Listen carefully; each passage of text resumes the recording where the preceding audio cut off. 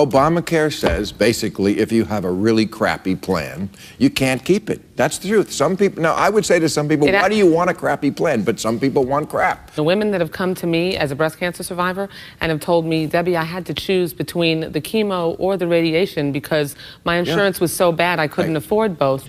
They need to know that they're getting better coverage than they had in the past. Obamacare was designed to get rid of junk insurance, to protect the consumer, to make it good for everybody. Insurance companies love these bogus policies that we're talking about because they can rake in more profits for them. They can line their pockets. Wall Street loves it.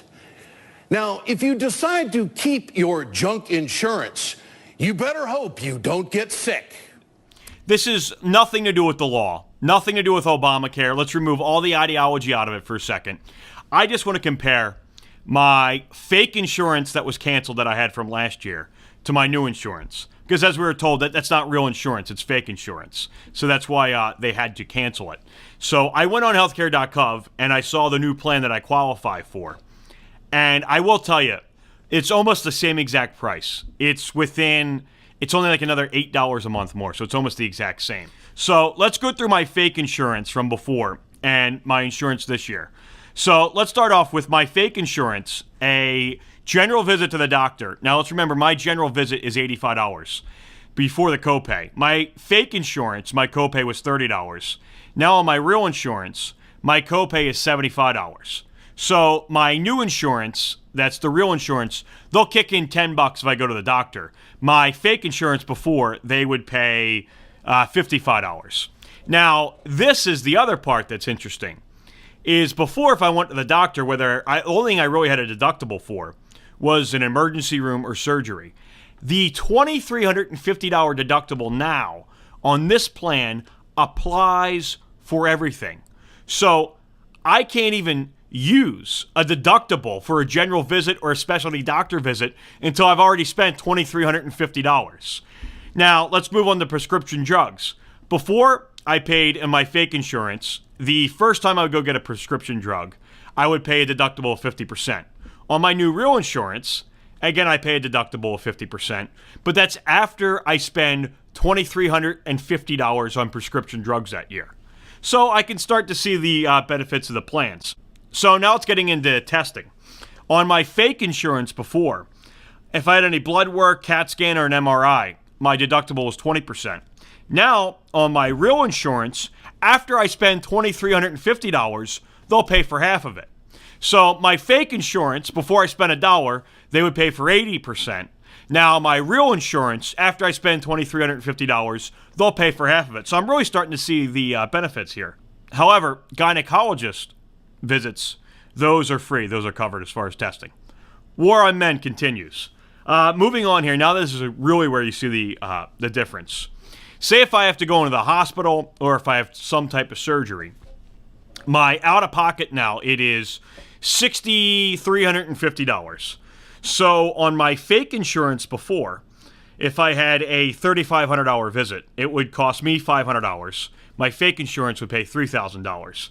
Now on my real insurance, it's 50% they cover after I spend the $2,350. So on my real insurance now, if I had a $3,500 visit, they would pay $675 and I would pay $2,825. If we move on to, say if I have a $6,000 procedure, before on my fake insurance, they would pay $5,500 and I would pay $500. On my real insurance now, I'll pay a little over $4,000, and my real insurance will pay $1,900.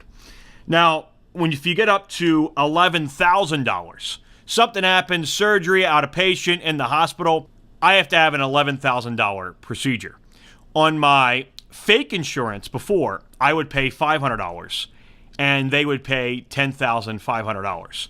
Now, on my real insurance, now for an $11,000 procedure, I'll pay a little bit over $6,100.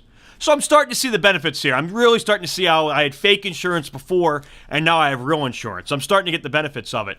Now, let's say if I did have to have that $11,000 procedure. After I spend $6,100, I then, though, could go back to my doctor for an $85 visit, and I would pay $75, and my real insurance now, they would pay $10.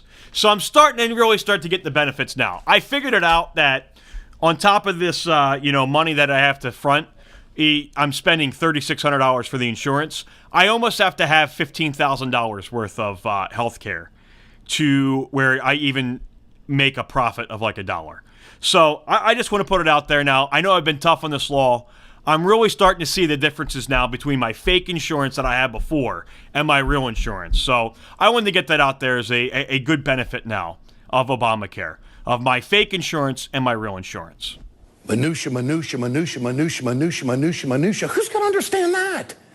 I have come to the conclusion that the administration and a lot of Democrats just don't know how to talk about this. Here's how you talk about it. This is wonderful social change for America. This is going to make us a healthier society. This is going to bring costs down. This is going to save lives. This isn't hard stuff. But because of the right-wing noise machine and all the negativity in Washington, you can see that it's wearing on the president. This is his ground game, negativity. This is good. This is great for America. This isn't about appeasing a bunch of negative Nellies that are sitting in the room that want to see you fail.